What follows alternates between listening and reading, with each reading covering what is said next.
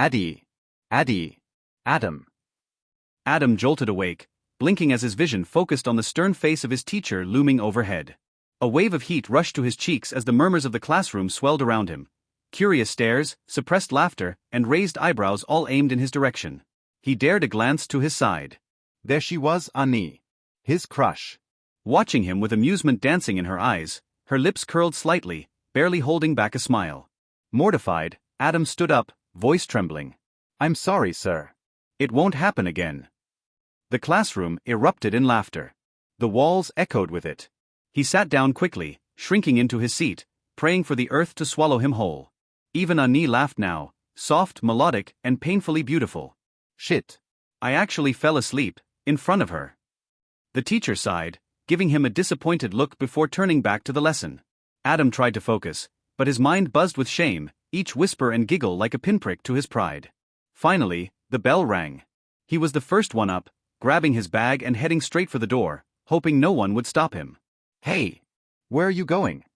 A voice called out. Not waiting for Annie today? Adam turned to see Leo, his best friend, smirking like always. Athletic, charming, already dating someone from another class, Leo was everything Adam wasn't. Sometimes, Adam wondered why Leo even hung out with him. Not today, Adam muttered, glancing back at Annie. She's out of my league anyway. Leo rolled his eyes and clapped a hand on Adam's shoulder. You'll never know if you don't try, man. But Adam was already walking away. Easy for you to say. You've got everything, grades, sports, even a girlfriend. Behind him, Leo called out, I've told you 1,000 times, I'm just like you. Adam didn't answer. His thoughts were too loud. Too heavy. He just wanted to forget the day had ever happened. But what he didn't see was Annie still watching him, her playful expression replaced by something more thoughtful. At home, silence greeted him. Empty. Safe. Adam tossed his bag on the bed and powered up his PC. The moment the screen lit up, so did his mood. This was his escape, his world. Here, he didn't need to worry about grades, teachers, or awkward glances from girls he liked. In his games, he was in control. He was powerful. He was someone. Time slipped by unnoticed. The sudden click of a light switch shattered his focus. Mom! He yelped.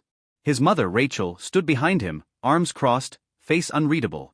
Without a word, she leaned over and shut off the PC. No, wait. I didn't save. Adam groaned. Downstairs. Now, she said, her voice calm but unyielding. Reluctantly, Adam followed. The air in the dining room felt heavy. His father was already seated, arms crossed, a deep scowl on his face. Adam glanced at the clock, 9 p.m. Crap. I've been playing for hours. He sat down slowly. Do you know how long we've been calling you? His father began. I lost track of time. I was just. His father cut him off. Your teacher called. Adam's blood ran cold. They said you were sleeping in class. Is that how seriously you take your studies?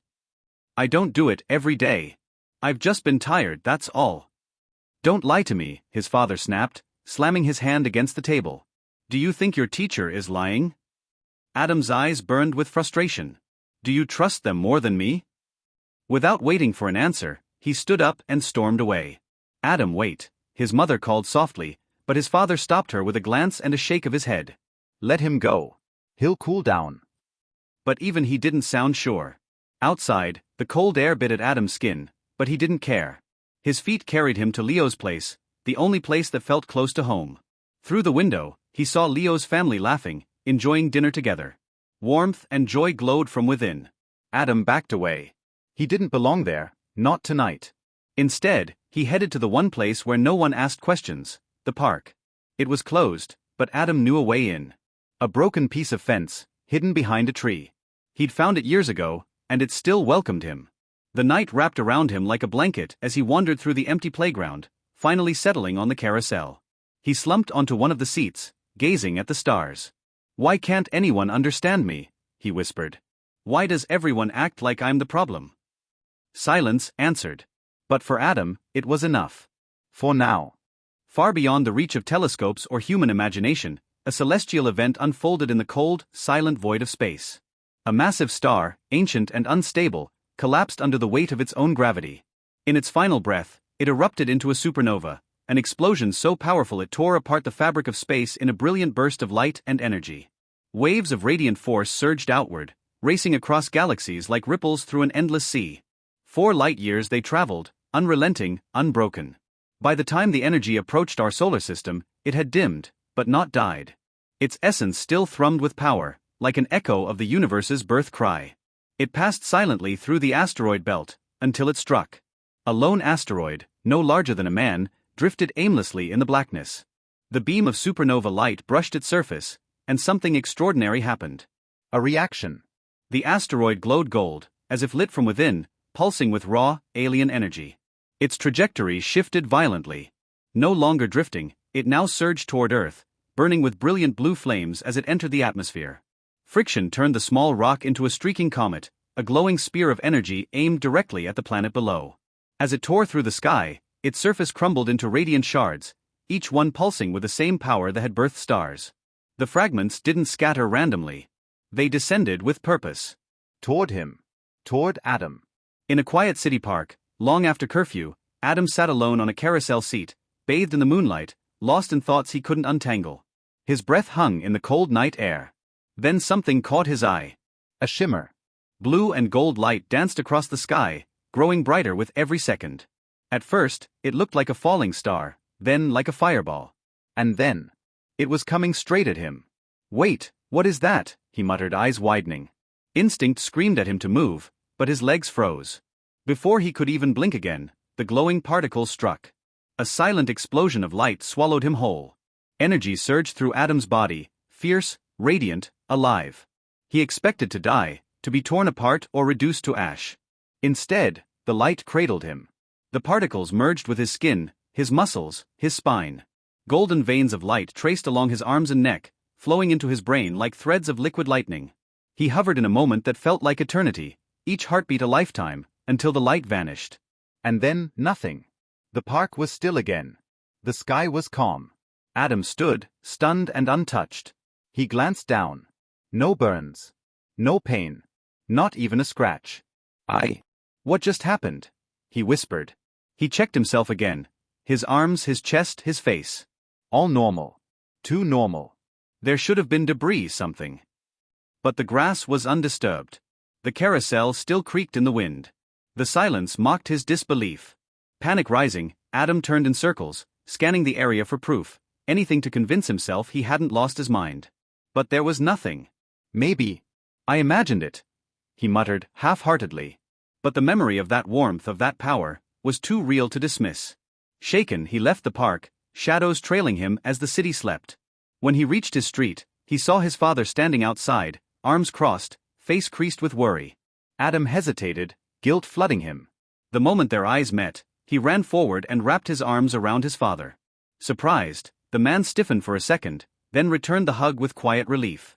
"Go on in," he said after a moment. "Your mother's been worried." Adam nodded. "Have you eaten?" he asked, trying to read the concern still in his father's face. "I'll come in. You go ahead." Inside, Rachel was pacing the hallway, her hands wringing until she saw him. "Adam," she cried, pulling him into a hug. "Where were you? I thought you went to bed hours ago. I was so worried." "I just needed some air," he replied softly. Their moment was broken by his father's voice from the doorway. "All right, let's eat." "He's probably starving." Rachel gave him a look sharp enough to cut steel. He raised his hands in surrender. "I mean, we're all hungry." "Right, Adam." Adam chuckled. "Yeah. "Let's eat together." They sat down as a family, the tension gradually fading. Laughter returned in small doses. For a moment, things felt normal. Later, in the solitude of his room, Adam stared at himself in the mirror. Still no marks. Still no proof. But something inside felt different. Alive. He sat on his bed and let the silence return. "Was it all in my head?" he whispered. But he could still feel the light on his skin. Still hear the humming echo in his bones. No. It wasn't a dream. Lying back, he stared at the ceiling, his thoughts spinning like constellations. Something had changed. Something had chosen him. And whatever it was, this was only the beginning. Hey, welcome to Firescale Audiobooks. If you enjoy our audiobooks, please consider subscribing to the channel. Also, feel free to share your review in the comments section below. Adam spotted his smartphone under the bed, wedged near the leg of his desk. I must have forgotten it there when I went to the park, he thought to himself. Standing up, he reached for the phone. But the moment his fingers brushed it, a purple window appeared right before his eyes. Startled, he stumbled backward, losing his grip on the phone, which dropped onto the floor, and the mysterious screen vanished as quickly as it had appeared. What was that? Adam murmured, looking at the phone lying a short distance away, just beside the bed. He approached cautiously, studying his phone. It looked completely normal, with no trace of the strange purple window. Slowly, he stretched out his hand and gently tapped the phone again. Immediately, the purple screen reappeared in front of him. Adam's heart raced, and he quickly withdrew his hand. What's happening to me? He thought. First, I get hit by an asteroid, if that even really happened, and now this weird screen pops up every time I touch my phone? His heartbeat thudded loudly in his chest. He felt a strange mix of fear and excitement, uncertain of what to make of it all. Come on, Adam, he whispered to himself. You're not that timid. At least read what it says on the screen. Steeling himself, he reached out and touched the phone again. The purple window appeared, and this time, Adam kept his hand steady, reading the message displayed. Would you like to create a life form in this medium, smartphone? Yes/no. Adam pulled his hand away, blinking in disbelief. This only happens in web novels, right?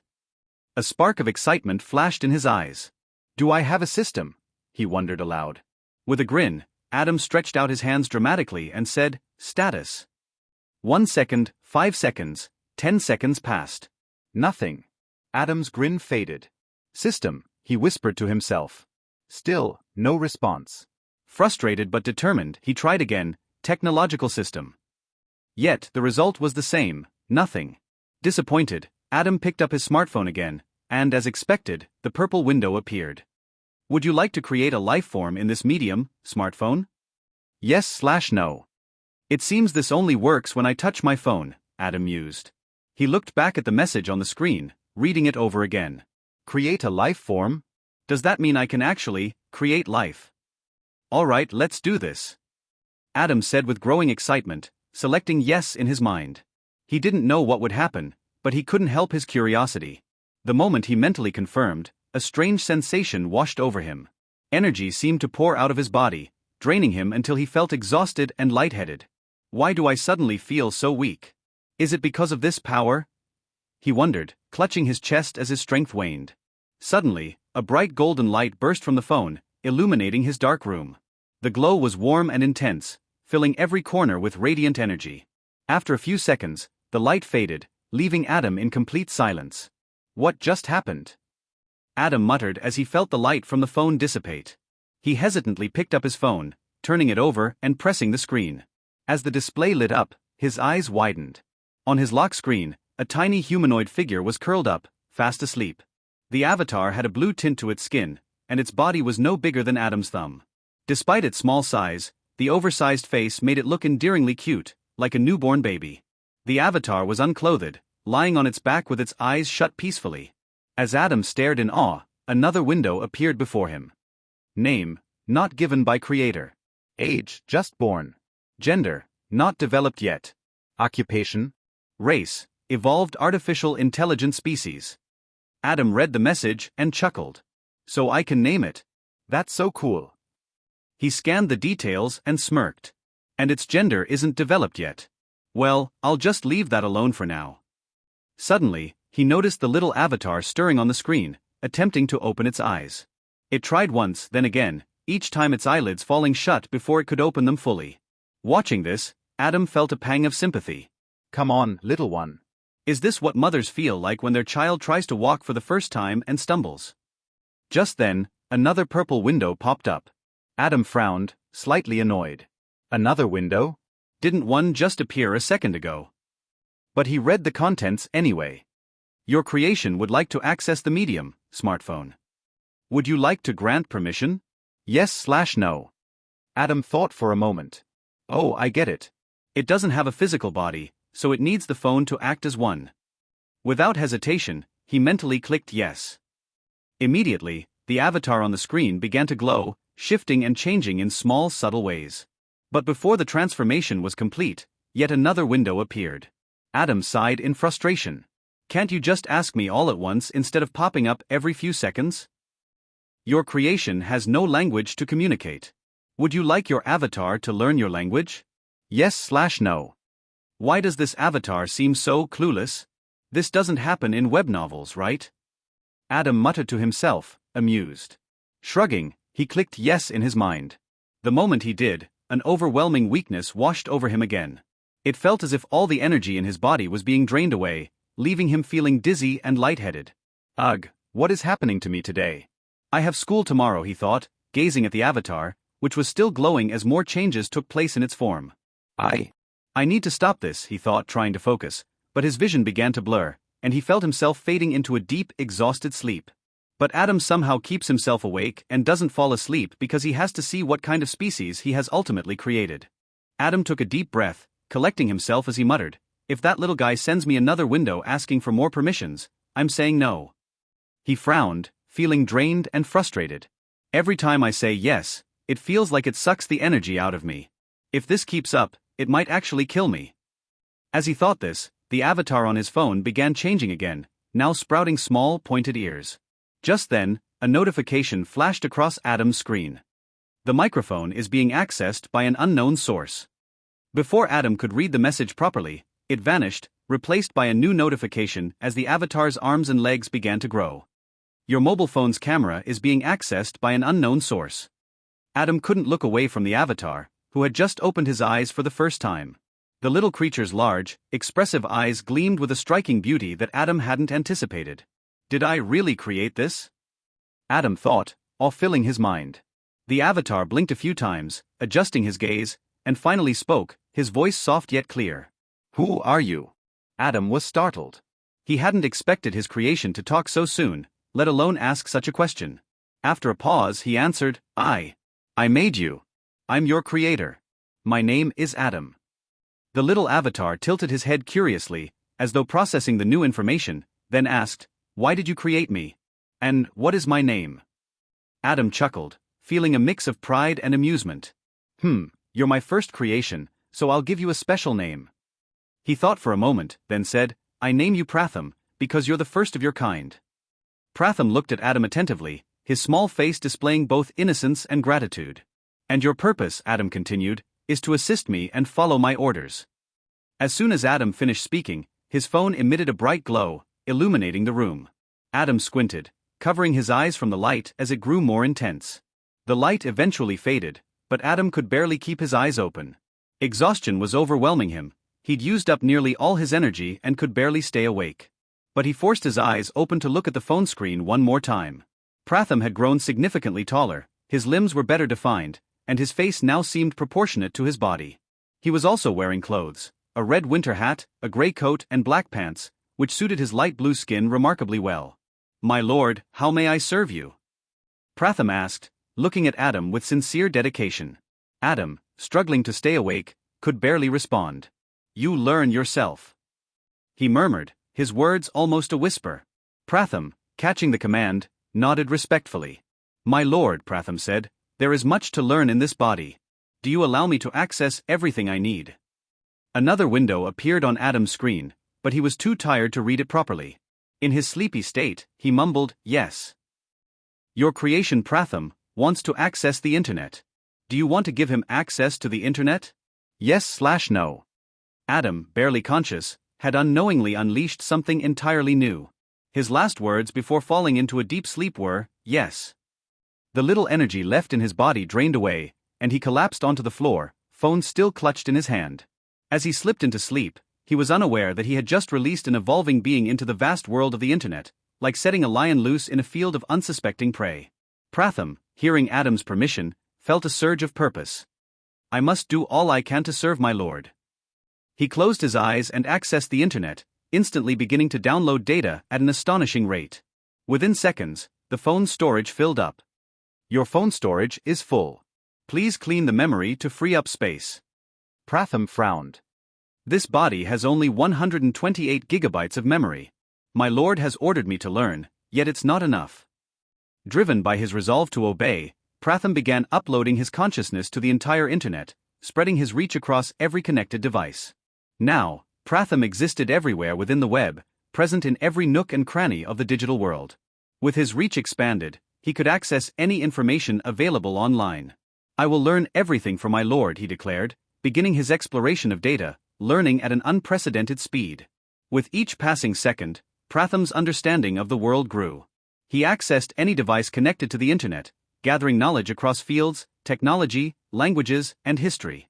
Soon, he was accessing satellites in space, pinpointing Adam's location and mapping the surrounding geography. Pratham's search extended even further, uncovering details about Adam's life, his family, and his environment. All through the night, Pratham stored data, ready to assist his creator in any way he might need. Morning time. Adam. Adi. Adi. A voice jolted Adam awake. He blinked, disoriented, and realized he was lying on the floor with his phone in hand. "Did I sleep here?" he mumbled, recalling the strange events of the previous night. Curiosity bubbling, he turned on his phone screen, half expecting nothing unusual. But then, the home screen lit up, and there, right in the center, was Pratham, smiling and waiting patiently. "My lord, you're finally awake. I've been waiting for you," Pratham greeted him, his voice filled with warmth and respect. Adam's eyes widened in shock and fascination. Adam gets scared after hearing Pratham's voice and accidentally drops his phone on the ground. "I'm sorry, my lord, for scaring you like that." Adam picks up his phone again and tells Pratham, "So that wasn't a dream, you're real." Adam thought that it was just a dream of his, but now after looking at Pratham again in his mobile, he understands that whatever happened last night was not a dream. But Adam's body was still feeling weak and he said while stretching his body, "What time is it?" Adam glanced at the clock on his wall and exclaimed, "Crap, I'm running late." Pratham, the AI entity living in his phone, responded calmly, "My lord, I have mapped out your entire route. If you're ready in 25 minutes, you'll arrive at school comfortably." Adam frowned and muttered, "Stop calling me my lord all the time, Pratham." Pratham's tone was formal as ever. "Then what title would you prefer, my lord?" "Just call me by my name." "It's Adam," he replied, sounding exasperated. "I'm afraid I cannot do that. Addressing you directly would be disrespectful," Pratham answered, his voice unwavering. Adam sighed, rubbing his temple. "Consider it an order." Pratham paused, then said, "As you wish, Lord Adam." With a sigh, Adam gave up on the argument. "Fine, fine. Just drop it. I need to get going. We'll talk about this later." He plugged his phone into the charger and hurried off to take a quick shower. Meanwhile, Pratham calculated aloud, the distance to Adam's school is precisely 4 kilometers. He'll cover 3.8 kilometers by train and walk the remaining 200 meters. Lord Adam attends PK Academy, and I have created a 3D map of the route from Adam's house to PK Academy to ensure he encounters no obstacles. Pratham stated this proudly, though no one was in the room to hear it. Adam quickly dressed, had breakfast, and was about to leave when his mom called out, "Adam, you left your phone in your room." Rushing back, Adam grabbed his phone, and Pratham's voice came through, "Lord Adam, your train is scheduled to arrive at the station in 15 minutes. Adam was caught off guard but didn't have time to think much about it. "Thanks, Pratham," he mumbled, heading out. On his way, he met his friend Leo, who had been waiting for him. "What's the vibe today?" Leo asked with a grin. Adam chuckled and said, "Feeling pretty great actually." They continued walking and chatting as they went. As they walked to the train station together, they chatted about random topics, their laughter lightening the air. Soon, they ran into Leo's girlfriend Susan, who was waiting nearby. She greeted them with a hug for Leo and a smile for Adam. "Hey Adam." Susan greeted warmly, giving Leo a quick hug. "I'm good thanks, Susan," Adam replied as they all started walking together. Susan had long black hair, small expressive eyes and fair skin, and she wore the standard PK Academy uniform, a pink blouse and green skirt. Adam's own uniform consisted of a pink shirt with a green tie and matching green pants, marking them both as students of PK Academy. The three of them reached the station, and Adam noticed how absorbed his friends were in each other's company.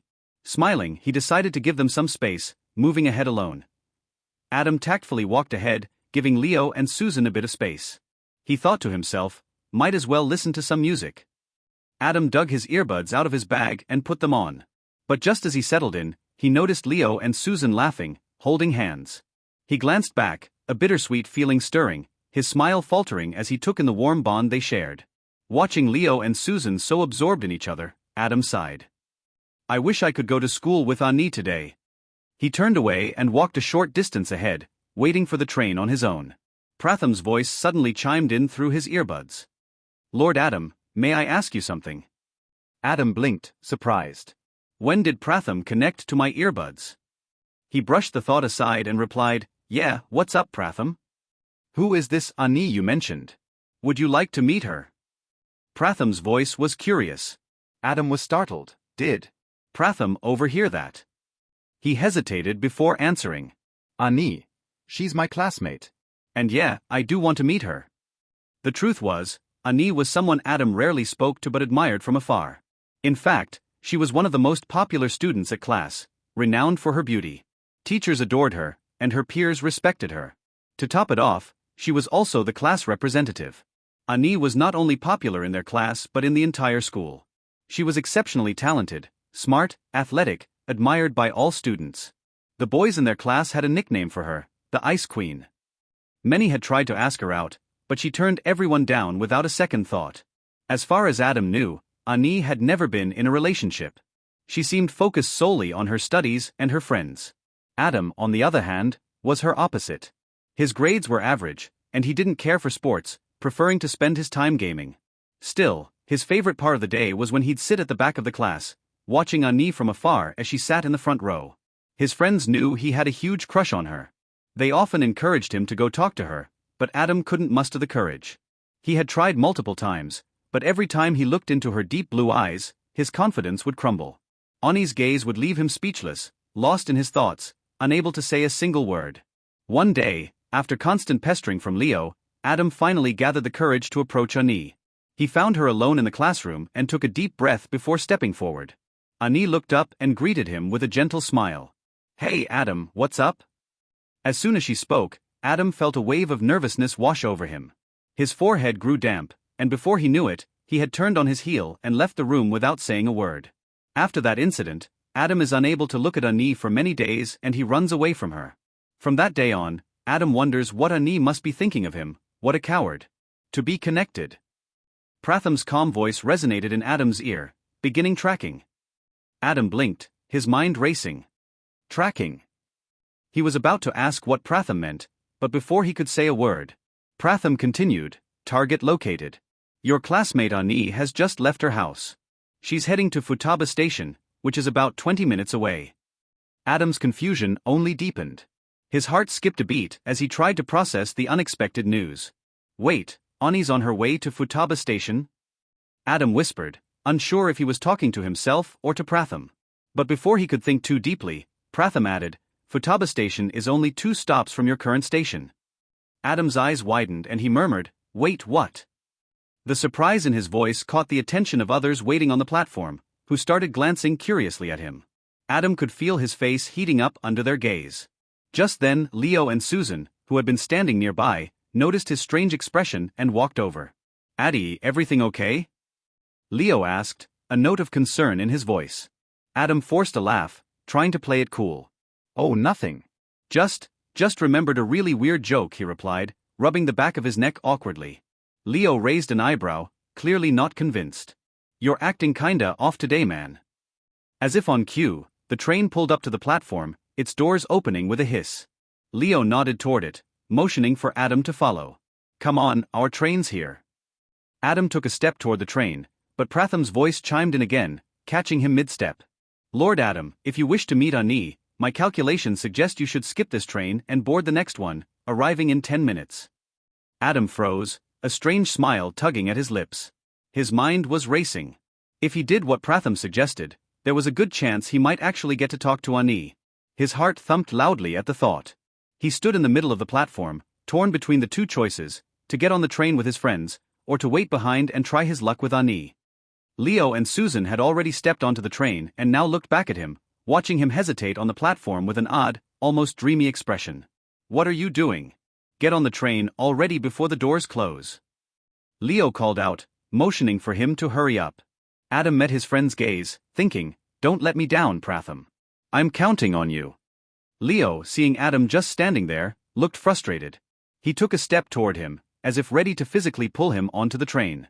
But Adam quickly put up his hand, signaling him to stop. "You guys go ahead. I just realized I forgot something back home," he said with a reassuring smile, hoping it would ease their suspicion. Stepping back from the train, Adam tried to maintain his calm, waving at them as the train doors began to slide shut. Leo still looked doubtful, taking another step toward the closing doors. But just as he reached the edge, the train doors sealed shut. As the train pulled away, Adam saw Leo and Susan watching him through the glass. He waved with a grin, doing his best to appear casual, though his heart was racing. "Adam's acting really weird today," Susan murmured to Leo, frowning. Leo didn't respond right away. His mind was elsewhere. "He's been acting strange since yesterday. I'm not sure if it's because of Ani or if something else is going on," he muttered, more to himself than to Susan. Susan, noticing Leo's distracted look, gave his shoulder a playful pinch. Hey! Ow! Leo yelped, rubbing the spot where she pinched him. She pouted, crossing her arms. "Are you even listening to me?" Leo chuckled softly, leaning closer to her and whispering, "Sorry. Didn't mean to ignore you. Just, kinda worried about Adam." Susan's face softened at his words. I know. "I feel it too. There's something off about him." But Leo shook his head. "Let's not worry too much. I'll talk to him when we see him again. No point stressing over it now." Back to Adam. With the train gone, Adam turned his attention back to Pratham. "How do you even know where Ani? And, how did you find her house?" Adam's mind whirled. Pratham was just an AI on his phone, yet somehow, he was able to track a live location? His heart pounded with a mix of excitement and disbelief.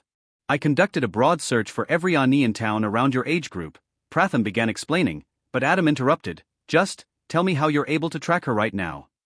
Pratham replied promptly, "I tracked Ani's mobile through satellite positioning and am currently identifying her live through facial recognition." Adam's eyes widened in disbelief. A satellite? He thought, his pulse quickening. "Wait, you're using a satellite? Are you trying to get me arrested?" he whispered urgently, panic bubbling up. "Please, Lord Adam, calm down. "I haven't hacked anything. I'm simply borrowing the satellite's assistance." Pratham's voice was calm, but it did little to ease Adam's worries. Adam took a shaky breath, his mind racing with questions. "How are you using a satellite without hacking it?" he whispered, as if afraid someone might overhear. Nearby, a few people glanced his way, but Adam was too focused on Pratham's reply to notice. "Lord Adam, I apologize for not informing you sooner, but last night I uploaded my consciousness onto the internet.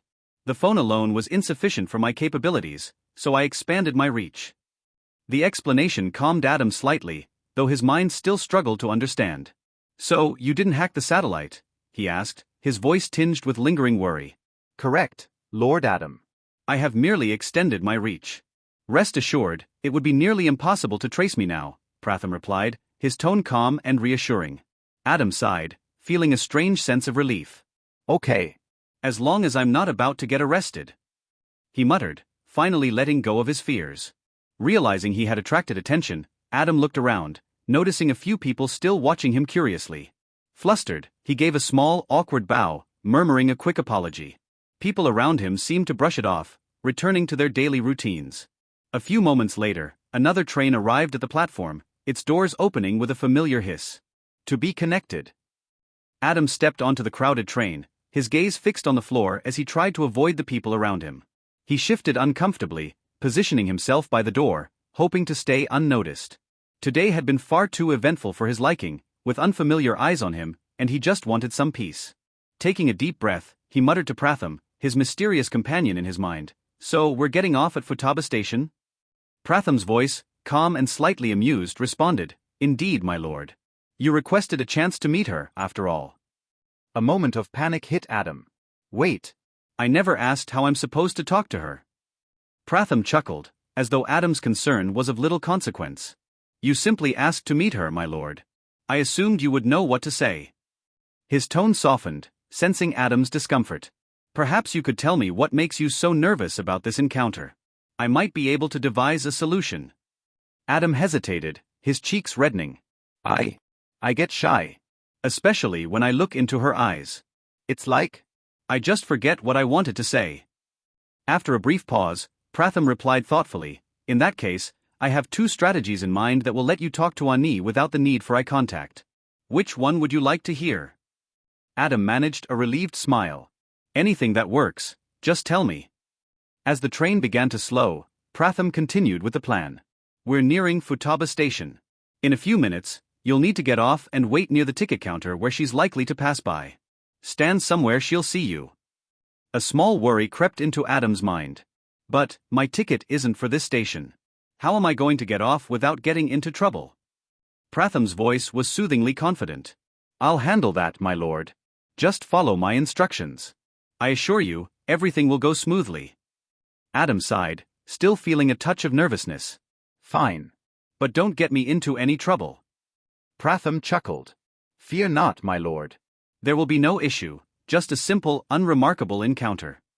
Meanwhile, Ani was making her way through the station's bustling entrance, her mind partially on the mystery novel she clutched in her hand. She wore her academy uniform, pink shirt, green skirt, and her long white hair flowed gently as she walked. In one hand, she held her latest book, Who's the Culprit? A mystery thriller that had captivated her thoughts recently. For as long as she could remember, she'd loved mystery stories, though few shared her enthusiasm. She tried discussing her favorite novels with friends, but most were preoccupied with manga or dating. Now, she'd come to accept her hobby as a solitary pursuit, yet part of her still wished for someone who understood her love for these thrilling tales. Reaching the train station, Ani checked the time on her phone. Suddenly, it vibrated intensely in her hand, catching her off guard. At first, she thought it was a notification, but as the vibrations continued, she grew puzzled. She glanced at her phone, only to see no messages or alerts. Just as she looked up, distracted by the strange sensation, she collided with someone. Ouch! She gasped, falling backward and landing on the ground as her book and phone slipped from her hands. Ani gathered herself, slightly dazed, and reached for her belongings. When she looked up, she saw Adam standing there, a classmate she barely knew. The last time he tried to speak to her, he had stammered something and rushed away. Her surprise at seeing him was evident as she stammered, "Oh, Adam." Adam, looking awkwardly away, bent down, picking up her book. This book. Who's the culprit? It's really interesting. I've read the whole thing. He extended his hand to her, still avoiding her gaze. When she took his hand to help herself up, he stammered, I am sorry. Are you okay? Ani smiled, brushing off the slight embarrassment of their collision. I'm fine. Thank you, and sorry for running into you.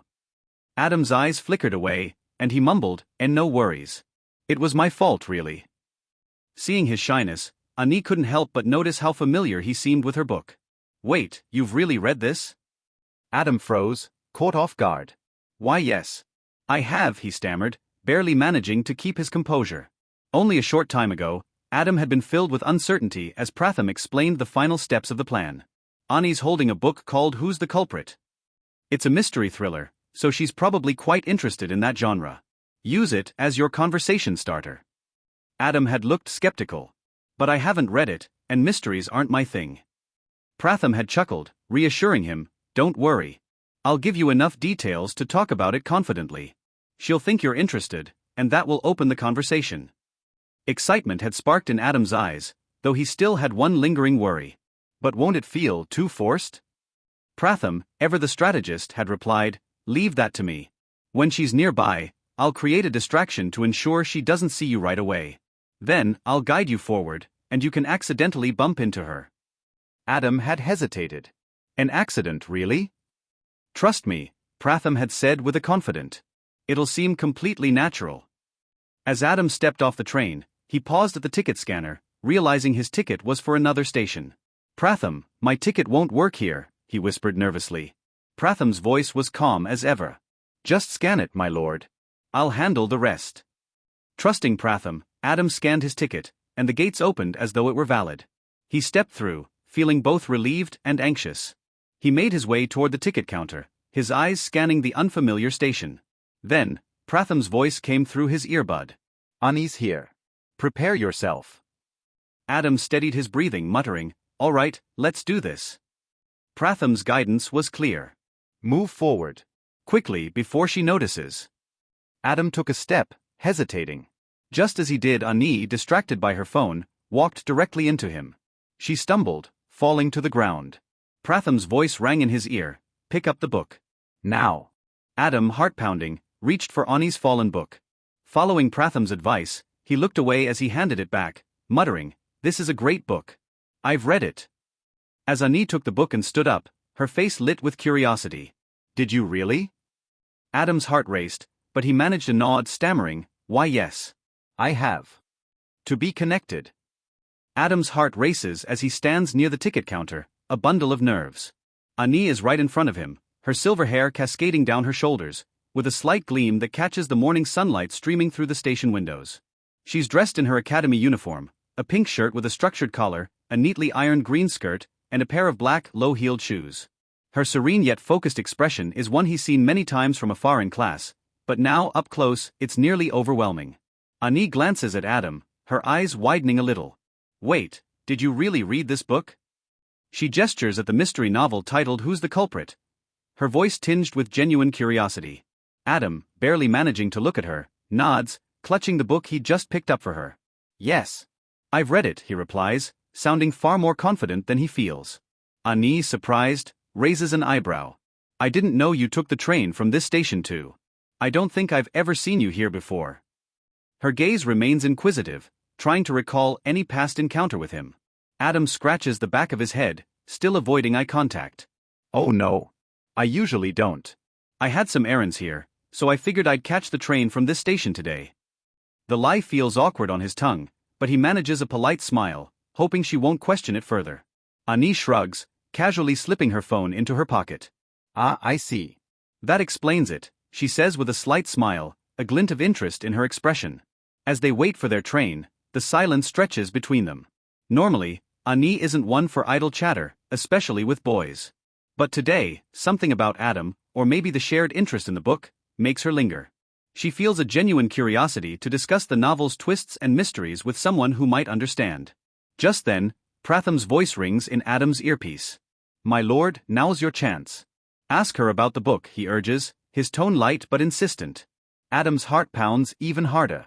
His palms feel clammy, and he's still staring at the tiled floor of the station, too nervous to meet Annie's eyes. Ever since they'd begun walking together, he hasn't looked directly at her face even once. With a deep breath, he pushes down his anxiety and says, "I didn't know you liked this book." Annie turns toward him, her face lighting up. "Yes. I'm really into mystery thrillers. Whenever I get some free time, I dive into these kinds of books. They're just thrilling, you know." Adam nods along, even as his mind races. He's nervous beyond words but tries to play it cool. Pratham's voice chimes in again, gentle yet persistent. "Tell her that you enjoy reading thrillers too, my lord." Without thinking too deeply, Adam blurts out, "I also love mystery thrillers. They're amazing." He mentally kicks himself, knowing he's barely ever touched a mystery novel, but Annie's reaction eases his nerves.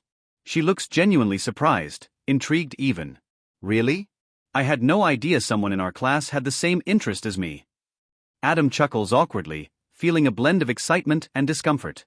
"Yeah, neither did I," he manages, attempting to sound casual though inside, he feels like he's one misstep away from losing his composure. Annie, eyes bright with curiosity, adds, "I haven't finished this one yet though. But I'm dying to know who the real culprit is." Adam swallows, feeling his nerves spike once more. His thoughts swirl as Pratham's voice speaks in his ear. "Ask her if she'd like to know the ending, my lord. You can tell her you already know who the culprit is." A jolt of panic shoots through Adam. "But I haven't read it," he thinks, his mind racing. "How am I supposed to know who the culprit is?" But he takes a breath and trusts Pratham's guidance.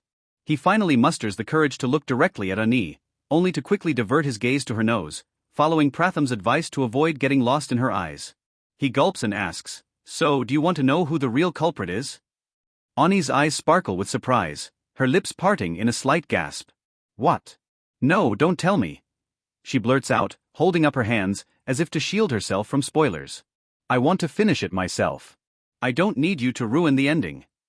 Adam chuckles softly, trying to ignore the twisting nerves in his stomach.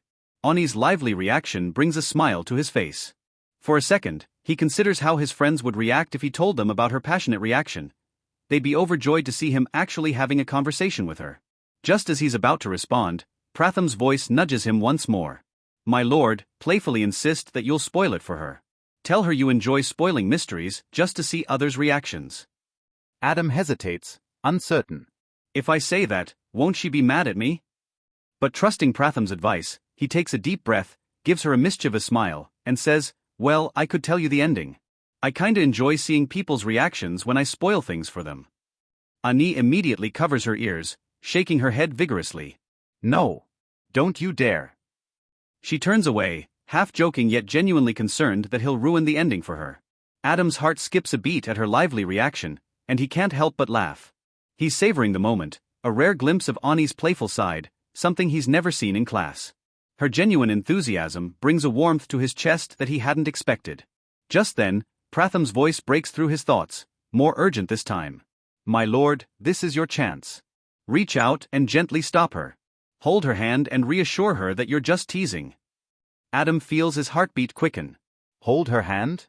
He steels himself, summoning all the courage he has, and walks toward her. She's still playfully covering her ears, eyes squeezed shut to avoid any chance of lip-reading his spoilers. With a shaky hand, Adam reaches out and gently takes her hand. The contact makes Ani freeze. She turns back slowly, eyes widening as she looks at him, surprised by the boldness of his action. Adam's voice catches in his throat, but he finally manages to say, I was just kidding. I wouldn't spoil it for you. Ani's face softens, a small smile playing on her lips. She glances down at their joined hands, then back at him, a faint blush on her cheeks. Realizing what he's done, Adam quickly lets go, pulling his hand back awkwardly. Sorry, he stammers, a deep red blush spreading across his face. Ani smiles warmly, brushing off the moment with a light-hearted chuckle. It's okay, she says softly, clutching her hand to her chest as if to hold onto the warmth of his touch. For a moment, neither of them can meet the other's gaze, each looking away, lost in their own flustered thoughts. The train finally arrives, its brakes hissing as it pulls into the station, and Ani clears her throat, adjusting her bag as if regaining her composure. Shall we? Adam nods, trying to hide the lingering smile on his face. The train station was bustling with students, adults, and the usual commuters rushing in all directions. Adam and Ani made their way through the crowd, exchanging subtle glances filled with tension and curiosity. As they boarded the train, Ani took a seat by the window, watching the city roll past, and looked up at Adam, who was still standing uncertainly. With a slight smile, she gestured for him to sit beside her. Adam's heart pounded as he tried to keep his composure. Her casual invitation seemed to electrify the air between them. He took a deep breath, fighting the urge to fidget as he took the seat next to her. He felt Ani's gaze settle on him. Hey, Ani started, leaning in slightly, I noticed you've been dozing off in class a lot lately. What's going on? Adam forced a laugh, running a hand through his hair. What can I even tell her? He thought, knowing his late nights were actually spent immersed in online games. Just as he was about to stumble through a half-truth, a soft voice echoed in his ear. My lord, simply tell her you stay up reading mystery thriller books, Pratham advised him, his tone as steady and reassuring as ever. Taking Pratham's advice, Adam managed a small, awkward smile and replied, Actually, I stay up reading mystery thriller books. It's kind of hard to put them down. Ani raised an eyebrow, genuinely intrigued. Really? I didn't realize you were such a fan. It seems like you might be even more obsessed with mysteries than I am. Adam was about to nod in agreement, but Pratham's voice nudged him again. No, my lord. Tell her that you might be a fan, but she clearly has you beat. Laughing nervously, Adam glanced at Ani. I don't know, it sounds like you're the real fan here. I've never seen anyone more dedicated to mysteries than you. She chuckled, her eyes lighting up with amusement. Well, maybe, but I don't have much time to read, honestly. If I do, I usually have to sneak a few pages in class, which makes my friends think I'm, the quiet, studious type. Adam was genuinely taken aback. Here was Ani, the school's ideal student, who everyone admired for her flawless image. But even she, it seemed, had to work hard to keep up appearances. He gave her a curious look. I thought, you didn't really care about what people thought of you. I guess I just assumed you were above all that. Ani's face softened, and she looked out the window, a hint of vulnerability in her expression. I mean, I do care what people think, we all do, don't we? Sometimes I just get tired of playing the part everyone expects me to. Adam had no response, his mind struggling to process this new side of Ani. She wasn't just a flawless idol, she was as layered and complex as anyone else. What should I even say next? He thought, his mind racing. My lord, Pratham's voice came in once more, perhaps ask her about relationships, just casually. Adam's heart skipped a beat. I can't do that. We barely just started talking. She'll think I'm nosy. But knowing he had little choice but to follow Pratham's advice, he swallowed his nerves. Ani, he said, trying to sound nonchalant, I hope you don't mind me asking, but I heard that you've turned down 3 of the most popular guys in our school. Is that true? Ani's eyes widened with surprise, but then she let out a small laugh. 3? Oh no, it was actually 5. 5 different guys asked me out, but none of them were my type, I guess. Adam blinked, caught off guard by her easy openness. He had expected her to brush off the question or change the subject. But she seemed perfectly at ease, as if turning down admirers was just another part of her day. Before he could ask more, the train began to slow, and Ani looked up, catching his eye with a small smile. Looks like we're here. Ready to head to school. Adam nodded, but a thought struck him as they moved toward the station exit. If I walk in with her, the entire school will be talking about it by lunchtime. Should I really be doing this? Pratham, sensing his hesitation, chimed in, My lord, if you're concerned about attention, perhaps it's best if Ani goes in alone. Adam nodded slightly to himself, then took a breath and turned to Ani. Hey, maybe we should go separately? I mean, people might talk if they see us together. Ani looked taken aback. Oh? Does it really bother you what people think? He quickly shook his head, realizing he might have come off too blunt. No, it's not that. It's, well, I just don't want people making up stories about you. Ani's expression softened, a light blush coloring her cheeks. If it bothers you that much. I understand. She hesitated, then looked down, her voice quieter than before. I'll go ahead then. See you in class, Adam. Adam watched her walk away, her shoulders held high, and felt a strange pang of regret. Had he said the wrong thing? Just as he was about to voice his concerns, Pratham's voice assured him, You did well, my lord. She understood. After waiting a few minutes, Adam started making his way towards school on his own. Just as he approached the main gates, a familiar arm slung around his shoulder. Hey, big guy. What's the news? Adam turned to find Eric, his oldest friend and a ball of pure energy. Eric's wide grin was as infectious as always. Eric, Adam said, rolling his eyes, you're never this cheerful in the morning. What's up? Eric shrugged. Just another day. Although. He trailed off with a dramatic sigh. I had another fight with Cole yesterday. Typical. Let me guess, Adam raised an eyebrow. You guys were playing basketball, and you crushed him? Eric raised his hands defensively, his grin widening. Not my fault if he can't handle a little friendly competition. Adam laughed, shaking his head. Come on, let's get inside. Maybe you two can work things out later. As they walked together, Adam's mind drifted back to Ani. Her smile, her laugh, the way her eyes softened when she shared pieces of herself. It was a side he hadn't expected, and for reasons he couldn't explain, it made his chest feel light. Eric nudged him with a knowing smirk. Something on your mind, Adam? Adam shook his head, trying to focus on the present, but as he walked through the school gates, he couldn't help but look back, wondering if Ani felt the same strange pull. To be connected. Adam and Eric made their way into the bustling school grounds together, blending into the crowd of students around them. Laughter and chatter filled the air as friends greeted each other, and the familiar, comforting chaos of school life surrounded them. Adam was relaxed, earbuds in, letting the faint beat of his favorite song drown out the noise. Beside him, Eric nudged him now and then, cracking jokes about their classes for the day. But then, a voice called out sharply from behind, slicing through the chatter like a blade. Adam. Wait right there. Adam froze mid-step, turning to see who had called his name. Standing a few steps behind them was a boy with a unique look. His shoulder-length, neatly brushed black hair framed his face, falling softly around intense, narrow eyes. He wore a pink shirt with a small silver pin clipped to the pocket, paired with an unusual green jacket and pants, adding a sharpness to his otherwise lean build. His gaze was direct, piercing through Adam with a cold precision. Adam's friend, Eric, squinted at the boy, a look of distaste flickering across his face. Oh great, he muttered under his breath. It's Yuta Nakahara, the self-appointed hall monitor.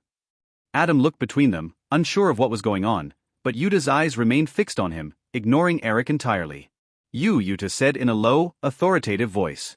Did you not read the rules? Earbuds are not allowed inside the school premises. Caught off guard, Adam looked at Eric, who shrugged helplessly, then removed his earbuds, slipping them into his bag. Satisfied, Yuta nodded sharply and strode off, clearly uninterested in any further interaction. Adam watched him go, puzzled. Once Yuta was out of earshot, Eric scoffed, rolling his eyes dramatically. What's his deal? Just because he's on the discipline committee doesn't mean he gets to play dictator. I mean, come on. Adam chuckled softly, shaking his head. Don't worry about it. Let's just head to class. Homeroom is about to start anyway. He knew Yuta's rigid adherence to rules was frustrating, but arguing with him wasn't worth the trouble. Eric sighed but nodded, reluctantly agreeing. Together, they resumed their path to class, trying to brush off the strange encounter. As they approached their classroom, Adam noticed the usual stream of students filing in, talking in hushed voices or laughing in small clusters. But the moment he walked in, his gaze drifted naturally to the familiar figure standing across the room, Ani. She was animatedly chatting with a few friends, her laughter brightening the space around her. Her silver hair cascaded down her shoulders in gentle waves, framing her fair face, and she wore a simple, elegant cardigan over a crisp shirt that hinted at her graceful, understated style. Adam watched her for a moment, lost in thought, until Ani's eyes happened to land on him. Their gazes locked, and for a fleeting moment, everything around him faded, the world narrowing to just the two of them. But just as quickly, they both looked away, each feeling a sudden shyness neither would admit to. Eric nudged him playfully as they moved to their seats at the back of the room. "So," he teased, "why didn't you bring your buddy Leo with you today?" Adam grinned, trying to keep his tone casual. "Oh, Leo? "He's with his girlfriend. I'd just be the third wheel if I tagged along with them." Eric snickered. "Ah, classic." It's always weird being the extra in a couple's hangout. Just then, another familiar face appeared at the door. Cole, one of their classmates, who shared a bit of a complicated history with Eric. Cole's short, tousled hair was paired with a sharp expression, but he softened when he saw Adam, ignoring Eric entirely as he approached. "Hey buddy," Cole greeted Adam with a friendly grin. "How's it going today?" Adam returned the smile, giving him a thumbs up. "Pretty good actually."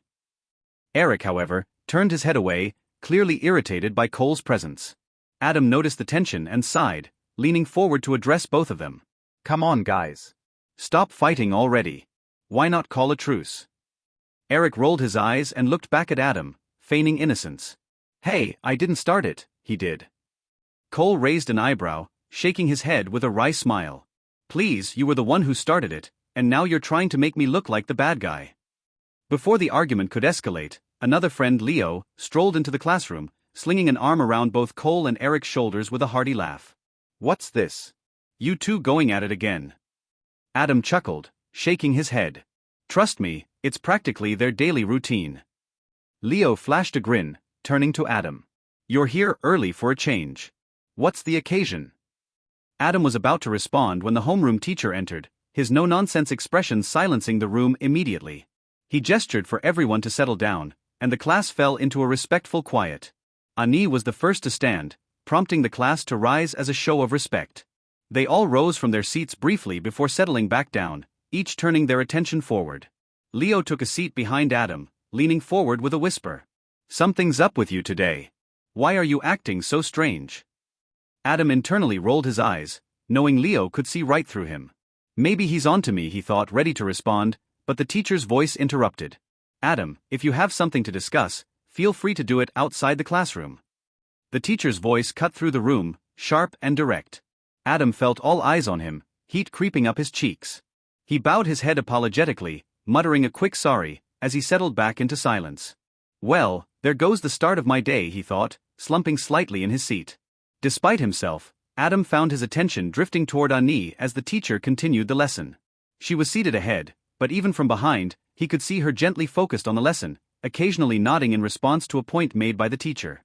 The period soon ended, and the homeroom teacher began packing up. Just as he was about to leave, he turned to Ani. "Ani, come with me. I have something to discuss." Ani stood, gathering her things to follow him. Adam watched her as she rose, only to be caught off guard when she glanced back over her shoulder, meeting his eyes briefly before leaving the room. It was a small gesture, but it filled him with a sense of warmth and hope. Just then, Leo leaned forward, poking Adam's shoulder. "Did she just look at you?" he asked, raising his eyebrows with a smirk. Adam shrugged, trying to downplay the moment. "I don't know. Maybe it was by accident." "Nope," Leo replied, grinning knowingly. "Trust me, that was no accident." Before Adam could reply, Eric intervened, eager to change the subject. "Hey, don't forget we've got plans later. Both of you better be there." Adam mentally thanked Eric for the distraction. "Of course, I remember," he replied, smiling. As the day passed, the lunch bell rang, signaling a break. Adam had barely begun gathering his things when his friends surrounded him, playfully blocking his way. "Adam." Eric said, extending his arms dramatically. Today, we're not letting you eat lunch alone. Enough of that solitary nonsense. Adam chuckled, shaking his head. Come on, you know I prefer eating by myself. I'm not a fan of eating in front of everyone. Let me go this time. Eric was about to protest, but Leo stepped in, a gentle smile on his face. If he wants to be alone, let him be. No need to force him. Not funny, Leo, Eric grumbled. But he relented, allowing Adam to head off. Meanwhile, across the classroom, Ani was approached by her friends, who were eager to head to the cafeteria. But as they chatted, Ani's gaze drifted, watching as Adam slipped quietly out of the room with his lunch. A slight frown creased her brow. I've never seen him eat with others, she thought. Where does he even go during lunch? While most people socialized in the cafeteria or clubs, Adam always seemed to vanish during break. Her friends eventually nudged her out of her thoughts, reminding her it was time to go, and she followed them out, her mind lingering on Adam's mysterious routine. To be connected.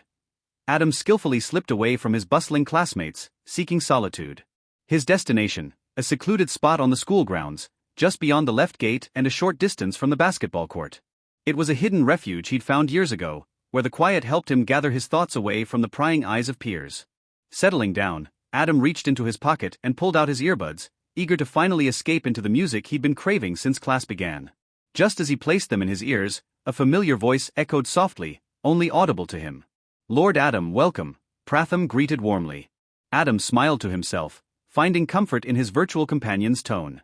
You're the first one I'm having lunch with, he responded, a hint of playfulness in his voice.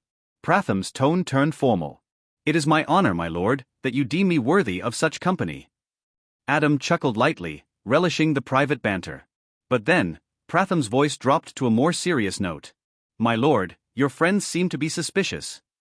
A frown creased Adam's brow. Suspicious of what? He asked, suddenly alert. Not of your conversations with Ani, thankfully, Pratham assured him. But they seem to believe that you might be suffering from some sort of mental strain. What? Adam's voice held a note of disbelief. Your friends have been closely observing you, Pratham continued calmly. From what I've gathered, they believe that your inability to talk to Ani is causing you significant distress. Adam laughed softly, shaking his head. He thought of the explanation he'd soon have to give. I'll clarify things when I get back to class, he murmured. But isn't Leo with his girlfriend right now? Adam asked, hoping his friends had indeed left him to his solitude. Not today, my lord. Leo is currently in the cafeteria, observing Ani. He seems intent on watching her while eating with Eric and Cole, Pratham replied. Adam sighed, slightly exasperated yet amused by their concern.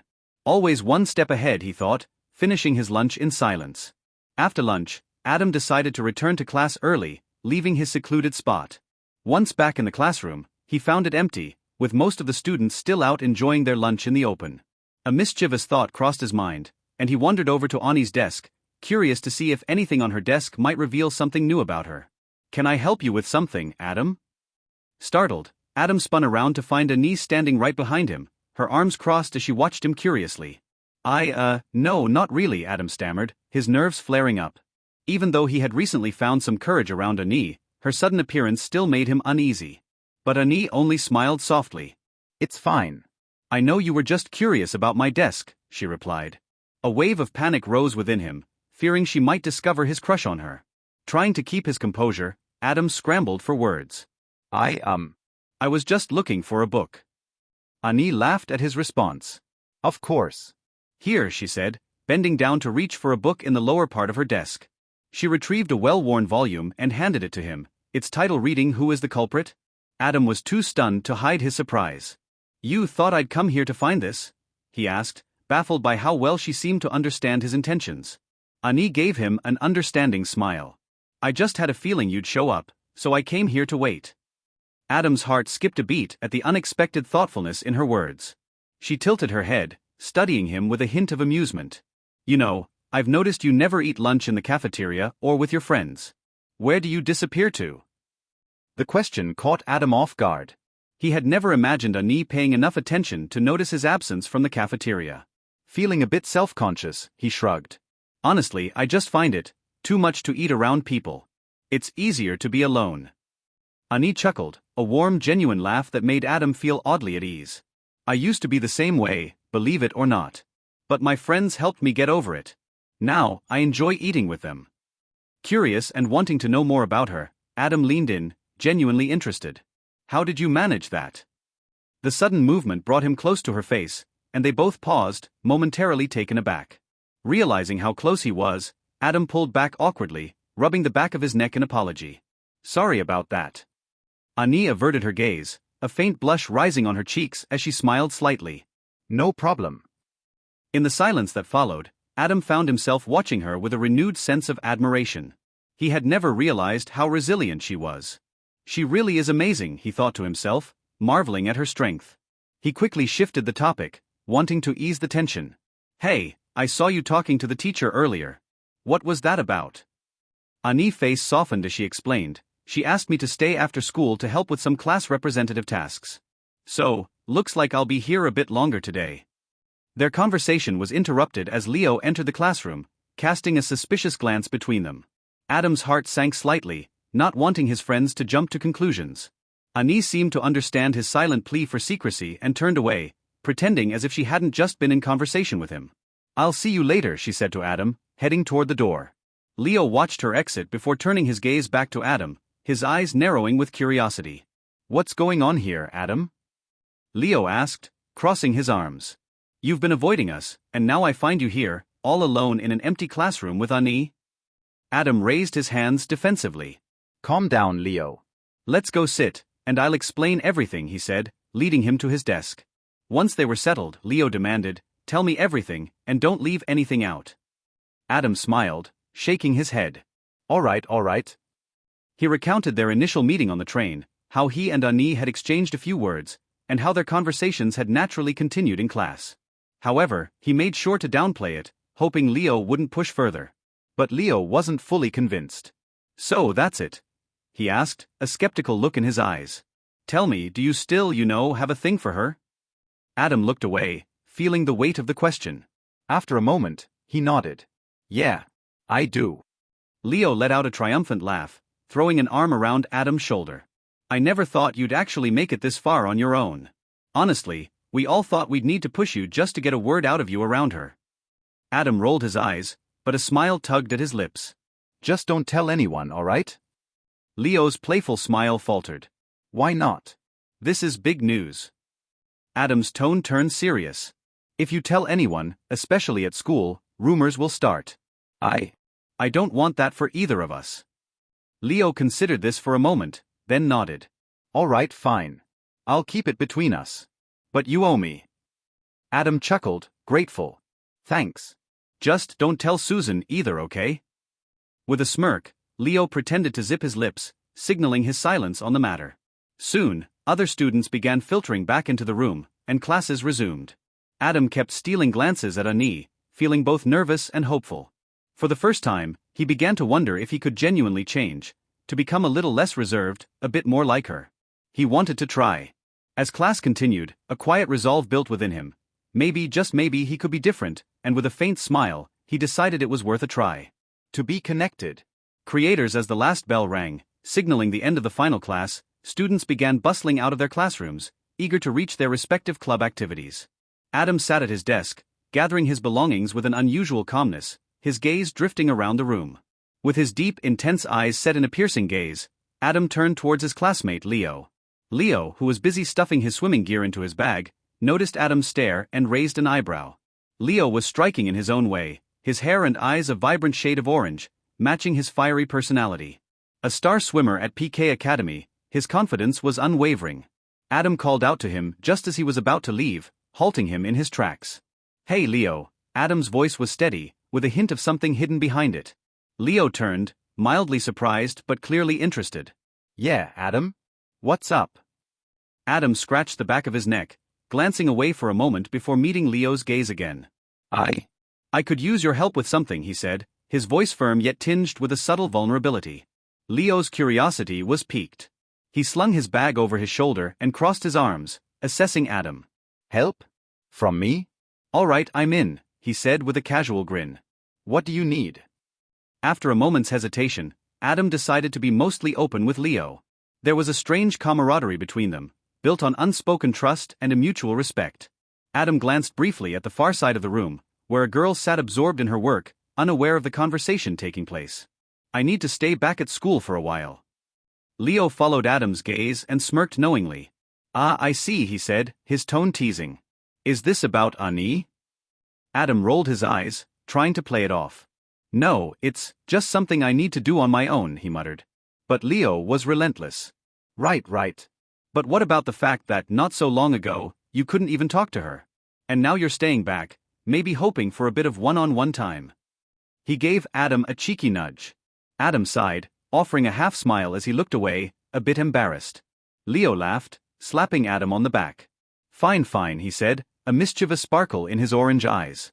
I'll make up something if Eric asks. But you owe me the full scoop later.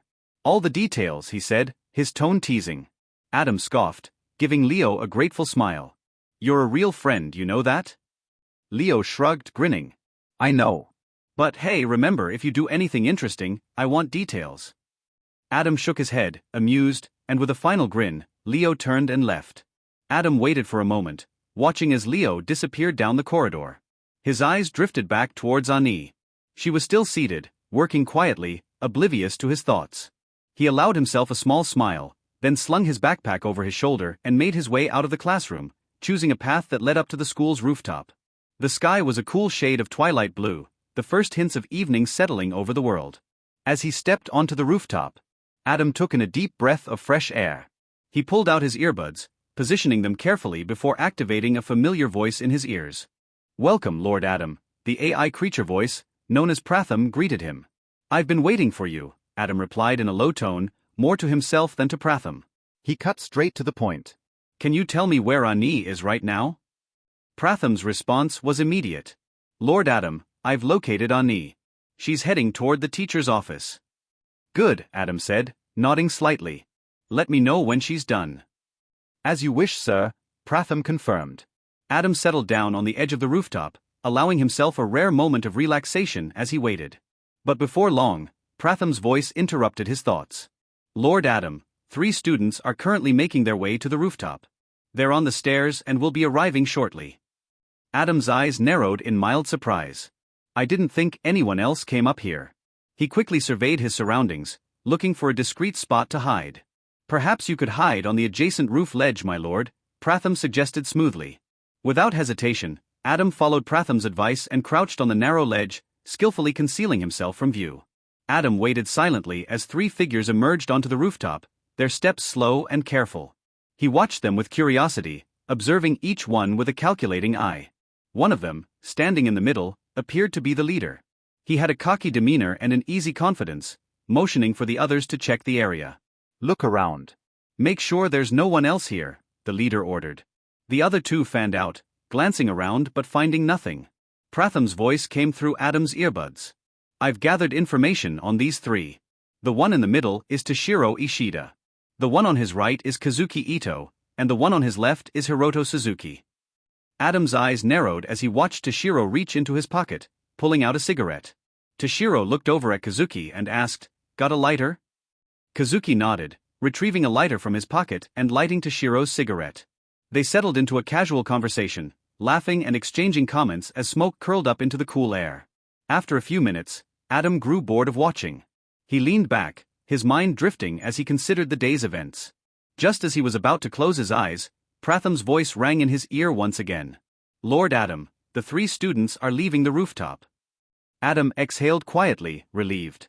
Once the coast was clear, he stood, stretching out his limbs before beginning his descent back into the school. Meanwhile, Ani had just left the teacher's office, muttering to herself as she walked down the hallway. I don't understand why they keep giving me all this work. There are other class representatives too, aren't there? She sighed, adjusting her backpack as she made her way to the now empty classroom. As she entered, she looked around, realizing that everyone else had already left. Well, I guess it's just me, she murmured, moving towards her desk. Just then, a voice from the doorway startled her. I figured I'd find you here. Ani turned quickly, recognizing the voice at once. Adam stood there, leaning slightly against the doorframe, his breathing a bit labored from running down the stairs.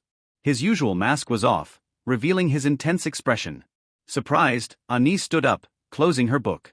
Adam? Why are you still here?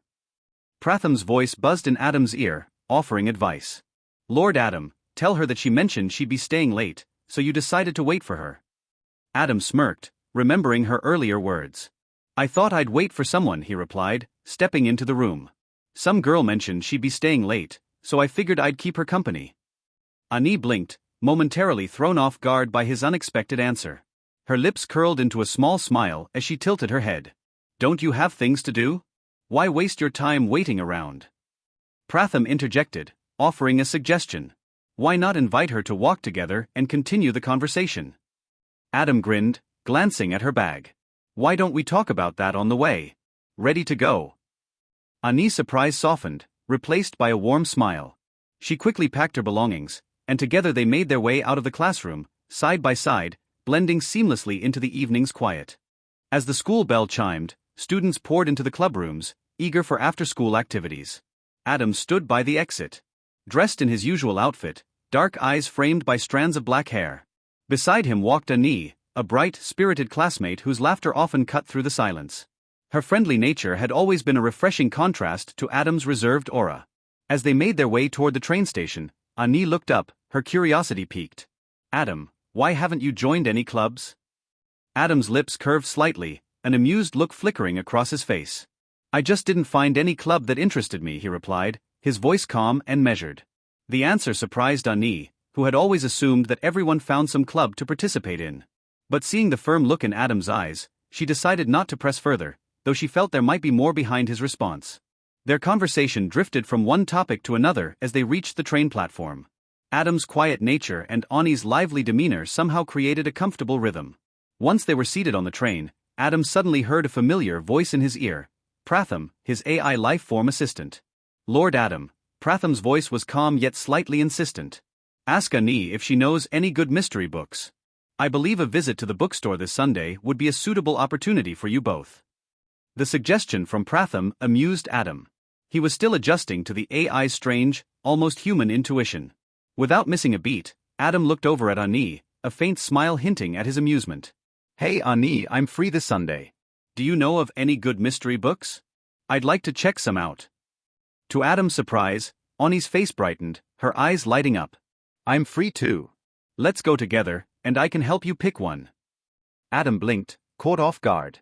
He hadn't expected her to invite herself along. He thought she would simply recommend a title. Quickly regaining his composure, he gave a nod. All right, let's meet at Futaba train station at 10 a.m.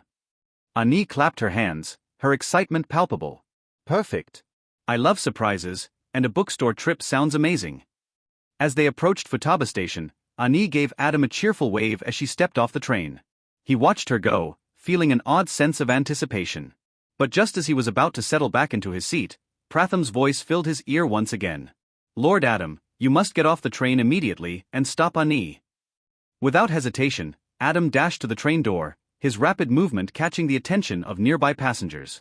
Just as the doors were about to close, he slipped through, landing on the platform. Ani, having just turned back, was surprised to see him standing there, slightly breathless but with his usual composed expression. Why did you get off the train? She asked, a puzzled smile on her face. Adam chuckled, scratching his head.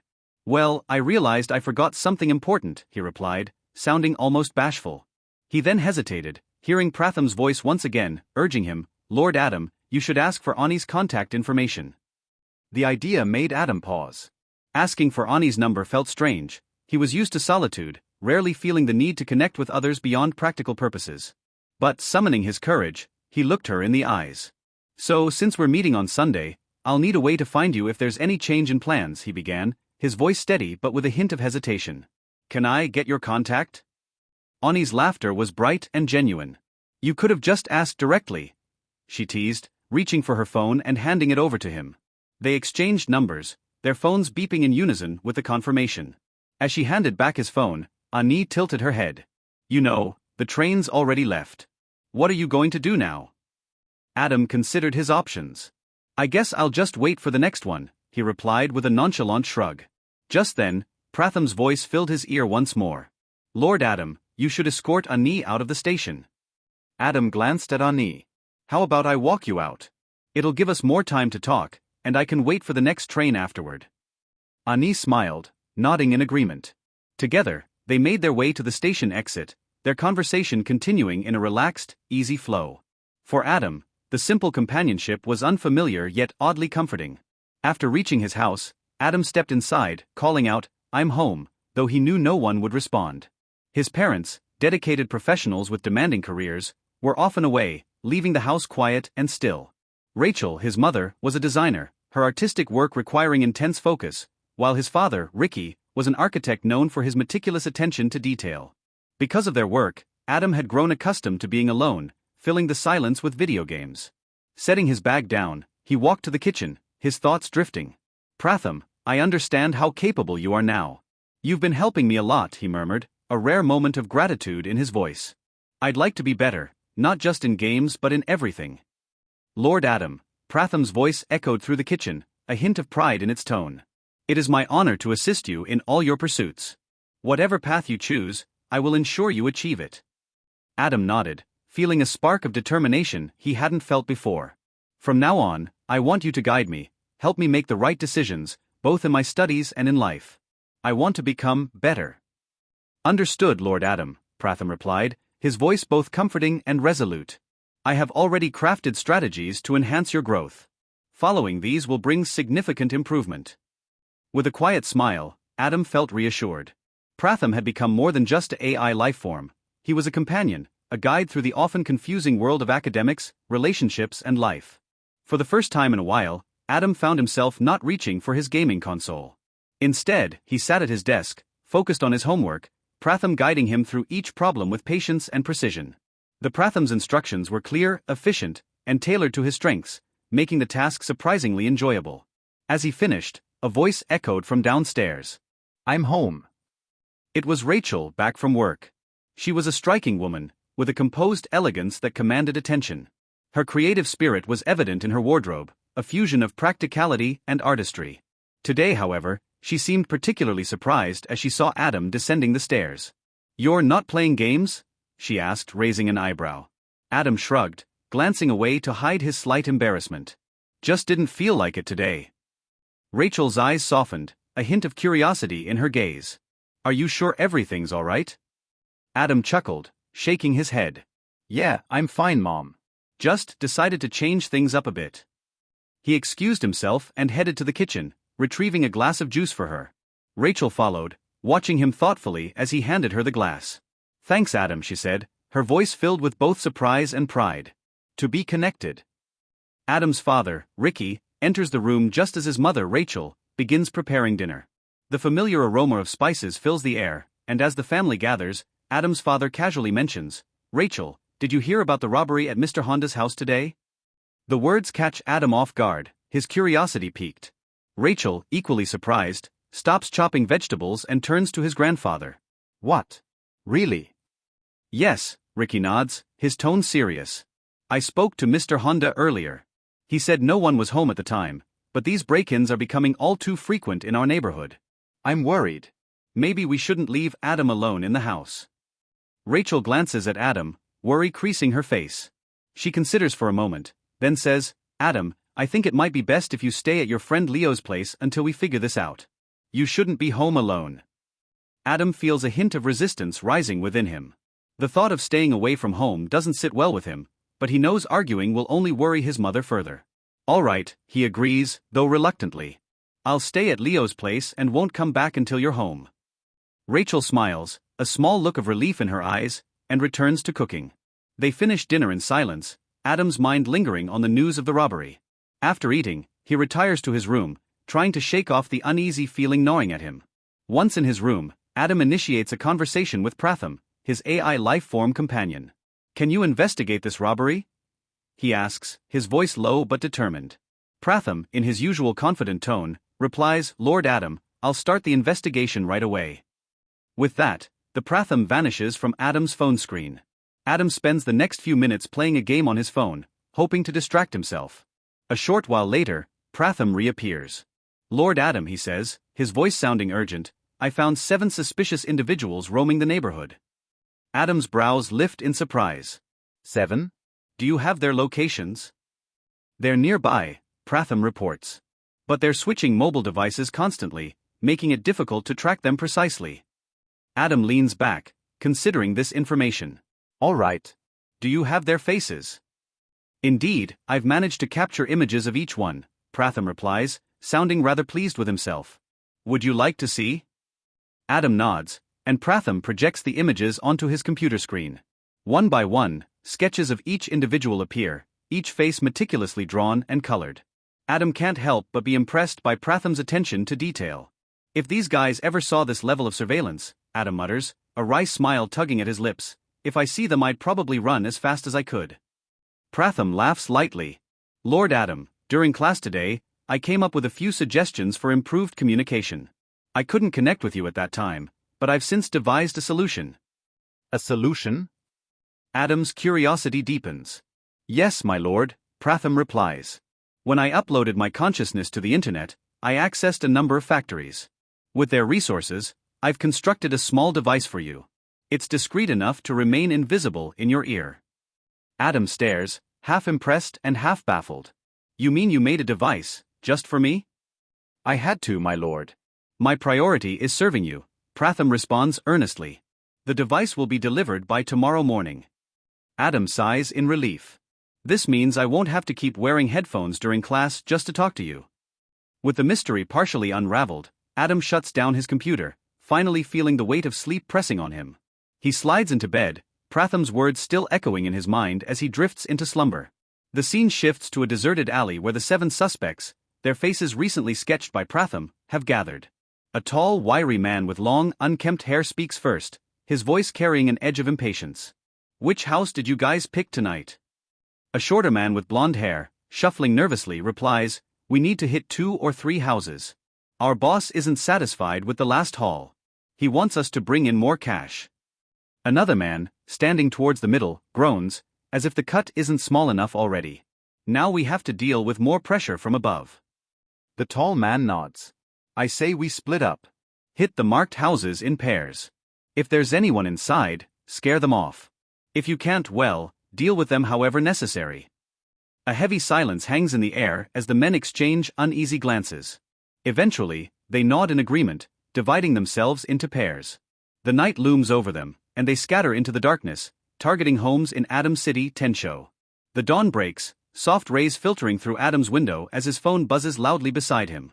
Groaning, he reaches to silence it, but it vibrates again. Lord Adam, Pratham's voice echoes through the device.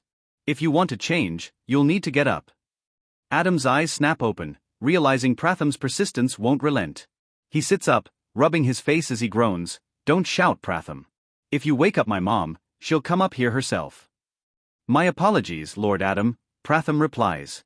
But you wouldn't wake up. Adam chuckles weakly, stretching his arms. All right, I'm up. What's on today's schedule?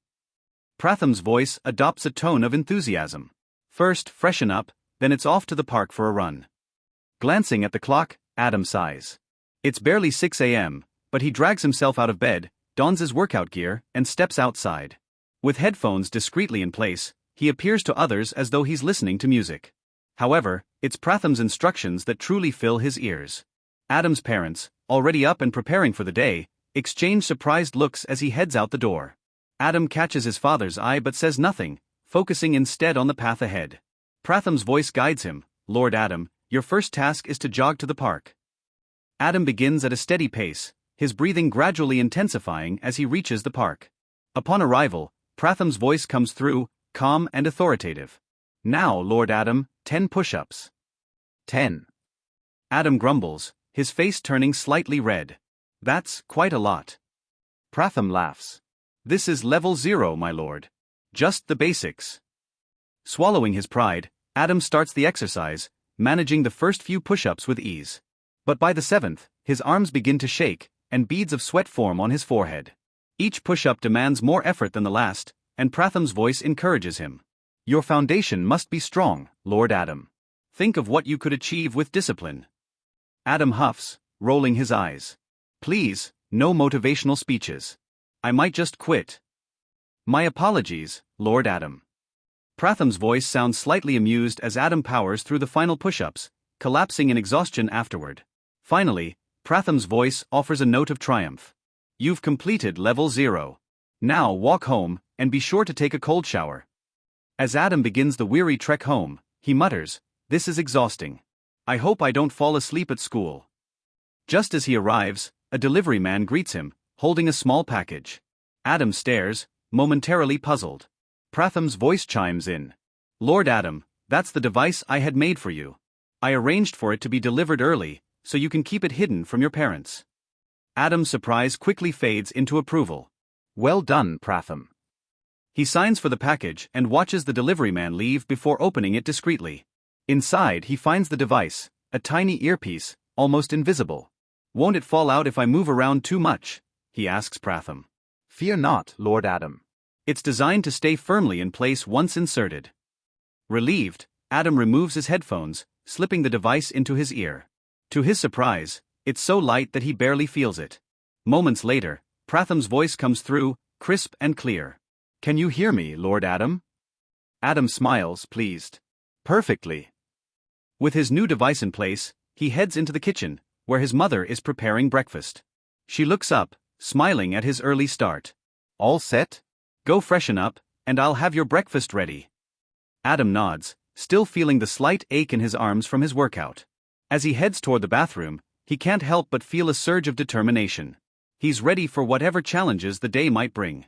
Author, thank you Brian_Gonzalez_Cas, Taoist YM1 Chi for your Power Stone. I got a lot of motivation from your support.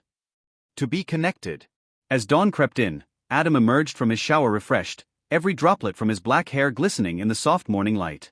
After a quick breakfast, Adam prepared to leave for school. His mother, Rachel, a warm woman with a nurturing, watchful gaze, appeared in the doorway and reminded him of their conversation the previous night. Adam, remember our talk? You promised you wouldn't come back.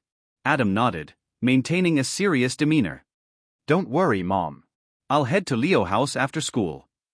He reassured her, a hint of warmth breaking through his otherwise stoic exterior.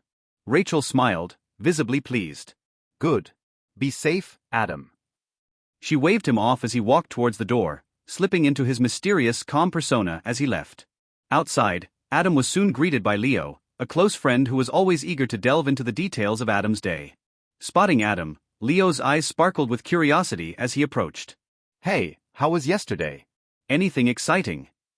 Adam's mind flashed to Ani. The memory stirred a faint smile on his lips, a rare expression for someone so often cloaked in reserve. He began sharing some pieces of his encounter with Ani, his tone relaxed yet reflective. Leo listened intently, each word drawing him in as if it were a story. As they strolled along, a familiar voice called out, breaking their conversation. Leo's girlfriend, Susan, joined them, and the three continued toward the train station. They moved with an easy rhythm, laughter punctuating their steps, a stark contrast to the complex emotions simmering under Adam's calm exterior. Suddenly, Adam heard a distinct voice in his ear, Pratham, his digital assistant, a sophisticated AI embedded discreetly in his ear, only audible to him. Lord Adam, Ani has already left her house. My calculations indicate she'll arrive at the station soon. You should hurry. Adam's focus sharpened, his relaxed gait giving way to a slight tension in his muscles. He turned subtly, looking over to Leo and Susan, both still lost in conversation.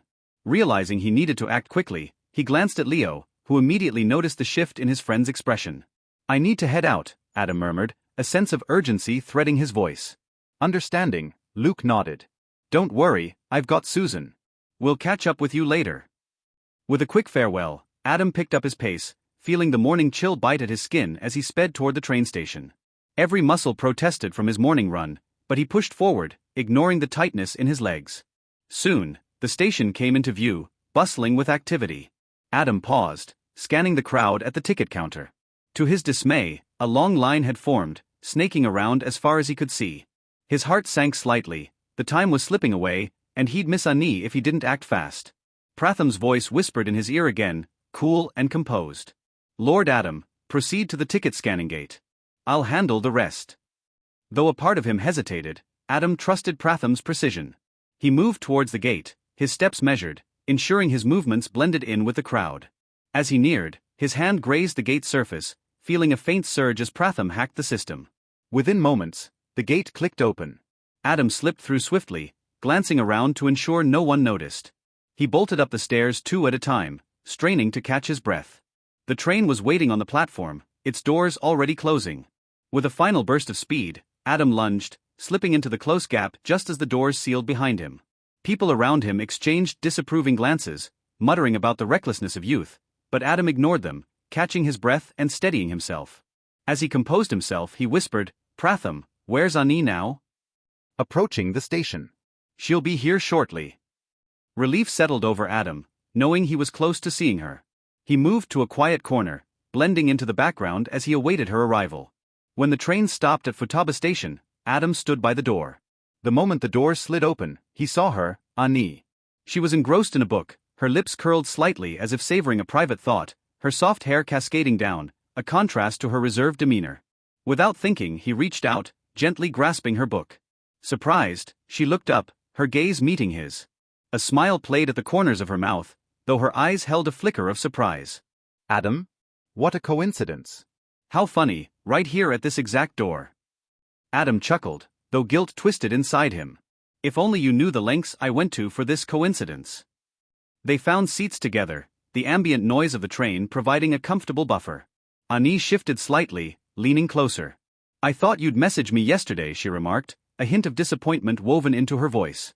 Adam, caught off guard, felt his cheeks warm as he looked away. "I thought I'd let you have some peace," he murmured, his voice soft. She laughed lightly, an understanding smile spreading across her face. "Adam, you think too much." "I'm just as human as you." Embarrassed, Adam apologized, yet the moment deepened their connection in a way that words couldn't capture. They continued talking, laughter weaving between their words, until the train neared the station adjacent to their school. As they approached the station, Ani looked at Adam. "So, I guess we'll walk from here alone?" Adam nodded. "Yeah, see you in class." They exchanged a shy farewell, and Adam lingered for a moment, watching her walk away before heading to his classroom. But Pratham's voice interrupted his reverie. "Lord Adam, one of the suspicious individuals from last night is here."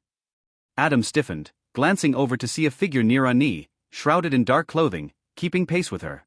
A chill of realization washed over him. "There's another one," Pratham continued. "He's stationed about 100 meters ahead, in a van." The words sent a bolt of urgency through Adam. He sprinted toward Ani, just as the stranger reached out, his hand extending toward her. "Ani!" Adam shouted, his voice laced with urgency. Startled, she turned just as the figure withdrew his hand, blending into the crowd with calculated ease. Adam reached her, his expression a mixture of relief and residual fear. "Adam?" she questioned, sensing his distress. He quickly masked his anxiety, giving her a small smile. "I need your class notes," he said, forcing casualness into his tone. Confused but trusting, she handed him her notebook. Without another word, she walked off, leaving Adam to watch her, his heart still racing. "Thank you, Ani." "I'm sorry you don't know why I did this," he thought, exhaling a breath of relief. The danger had passed, at least for now. As he settled into his seat, the rest of the students arrived, each casting curious glances his way. Adam straightened, pushing down the remnants of fear, his resolve renewed. Protecting Ani was becoming more complicated, but he wouldn't let anything, or anyone, harm her. The day passed in a blur, but Adam's thoughts remained on one thing: the next time he'd face those shadows. To be connected. Adam sat quietly in his classroom, attempting to focus on his studies, but his mind kept wandering back to earlier events. A shadow of worry darkened his usually composed face as he replayed what had happened that morning. The thought nagged at him: if he hadn't been there, what would those men have done to Ani? As if sensing his internal turmoil, Pratham's voice spoke directly into his ears, a calm and steady presence. "My lord, don't trouble yourself," he reassured. "I've identified their faces. I'm tracking their location now." Adam nodded slightly, his gaze still distant. Pratham's words eased some of the tension building in his chest, allowing him to refocus on the lesson, even if only for a while. The school bell rang, announcing the lunch break. Students filed out of the classroom, chattering as they dispersed in groups.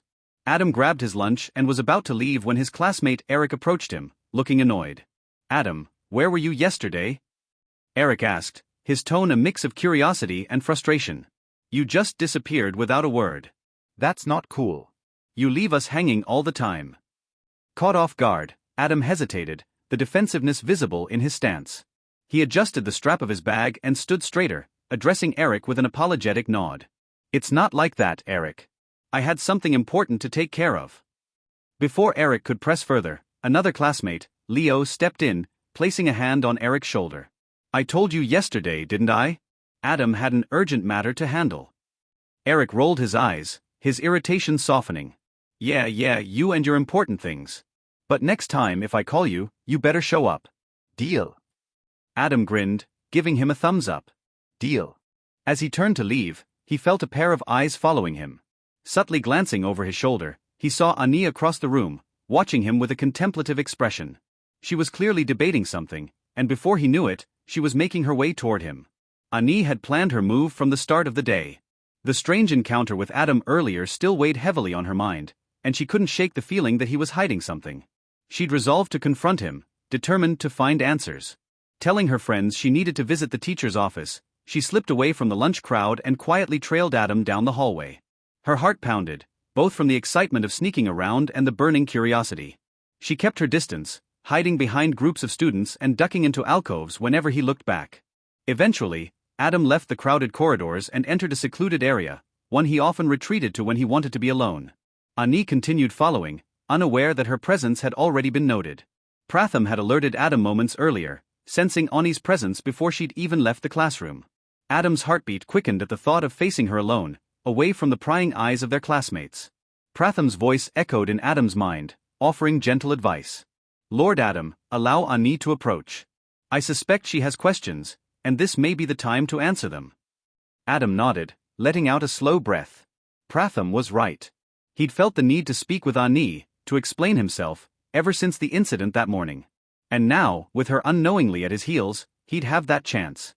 Arriving at his hideout, Adam waited, glancing around to see if she'd appear. Minutes passed, but she didn't emerge from her hiding spot.